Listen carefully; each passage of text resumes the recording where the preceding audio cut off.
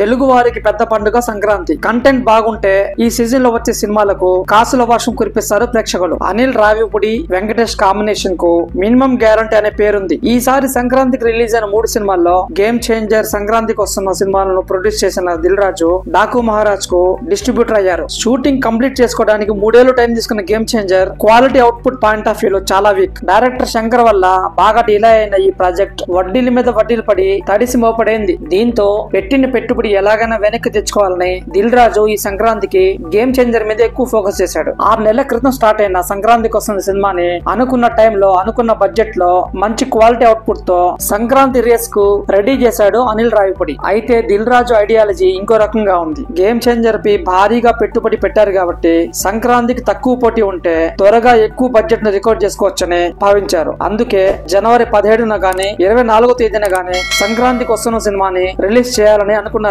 వెంకటేష్ మాత్రం దిల్ రాజు ప్రపోజల్ ని యాక్సెప్ట్ చేయలేదు. చాలా సార్లు ఈ టాపిక్ పై డిస్కషన్ జరిగినా కూడా వెంకీ ఒకే మాట చెప్పారట. సంక్రాంతికి వస్తున్న సినిమా ఎట్టి పరిస్థితుల్లో జనవరి 14th రిలీజ్ కావాలి అని పట్టుపట్టారట. ఫైనల్లీ వెంకీ నమ్మకమే నిజమైంది. సంక్రాంతికి వస్తున్న బ్లాక్ బస్టర్ హిట్ అయ్యి దిల్ రాజును సేఫ్ చేసేసింది. వెంకీ పట్టుదల వల్లే సంక్రాంతికి వస్తున్న ఇంత పెద్ద హిట్ అయ్యేలా చేసి దిల్ రాజును కాపాడింది.